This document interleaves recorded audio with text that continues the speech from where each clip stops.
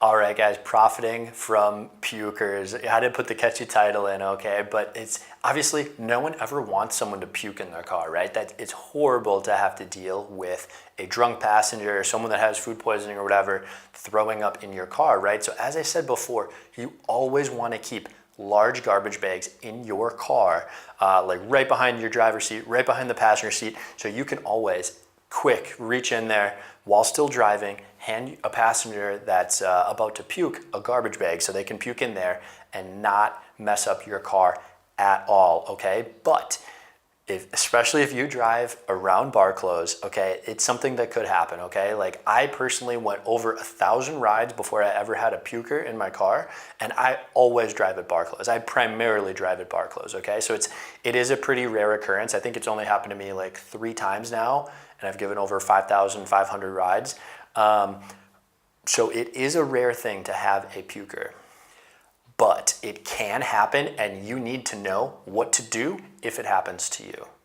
So the first thing is, if someone pukes in your car, obviously you try to hand them a garbage bag. You try to get them to puke, but if they miss that or you didn't get to them in time or something like that, okay, first thing is first, you still drive them to where they need to go. Maybe on the way to dropping them off at home or wherever they're going, maybe you need to pull over on the side of the road to let them puke out, in the grass or something like that, okay?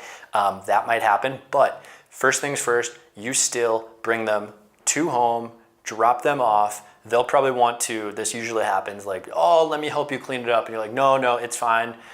Just be like, no, I'm done driving for the day. I'm gonna get home, I'm gonna get some cleaning products, whatever. I don't know, tell them whatever you want, but just get out of there as quick as possible. And when you end that ride, you wanna give them like 3 stars or something like that, right? And you wanna put in the comment of that ride, passenger puked in my car. That way, Lyft knows that that passenger puked in your car, right? After you drop the passenger off, I usually drive around the block. So I'm not parked right in front of their house and they don't feel the need to come back out and help me out in any way or anything like that, right? I'll drive around the block so they can't see me anymore, and then get out of your car, turn all the dome lights on so you get plenty of light in there, turn the flash on your camera and start taking pictures of all the damage. Take ones from up high, ones that are super close. Ideally, you get a couple, like a lot of pictures of being as close to the damage as possible, okay? And even if the puke is only in a very tiny area, you wanna get as close as possible, get it looking really nasty so it's taking up the whole screen, okay? Because you're gonna be submitting these pictures to Lyft, and by getting up real close, that's how, at least in my opinion, and it's always worked for me, to get as close to the maximum amount of money for the damage as possible. If you take a picture just from really high up, and it's like a tiny little blotch on the bottom of the seat or something, like that's not gonna earn you a whole lot of money. But what you wanna do is you actually wanna get your camera really close to it, okay? So it's taking up the entire screen of your camera and you're really up close to it and seeing all the nastiness of it, okay? Because someone at Lyft is reviewing these pictures and they're determining how much money this damage is worth. So you wanna try to gross them out as much as possible. Okay, now it's time to clean it up, right? And if this happens, towards the end of your night anyway, or if it just completely wrecked your day, feel free to go home at this point and clean it up with stuff that you have laying around home yourself. You could get it professionally cleaned the next day if you want to, okay? But then your money that you receive from Lyft from that passenger is gonna be going towards your cleaning fee, and you're not gonna be pocketing it yourself. So what I usually do, especially if this happens early on in my night, is I will drive straight to a gas station then afterwards, okay? And I'll buy a bottle of 409, I'll get paper towels from the bathroom, and I will clean this up myself. I'll also buy some air fresheners from the gas station.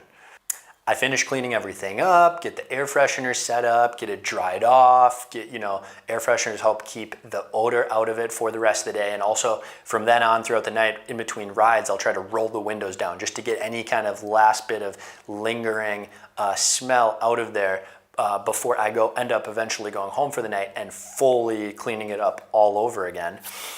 But this is the really cool thing. You can actually then submit your damage claim to Lyft and continue driving the rest of the night, okay? So last time this happened to me, passenger had some food poisoning, threw up in my car, take the pictures immediately, submit them to Lyft, clean it up. And I made, I think it was $200 from that time. And it took me about 10 or 15 minutes to clean up. And then I was back on the road and still was able to drive through the rest of our close and made an extra, I think maybe $150 additional dollars later on that night. In addition to what I made beforehand and the $200 for having the puke damage, okay? So that is the way to profit from having pukers. Obviously, you don't want to be in that situation. It's a bad situation to be in, but if it happens, that is the way to approach the situation to maximize profits. If you like that video, don't forget to hit the like button and subscribe to my channel to see the rest of my free content on my YouTube channel.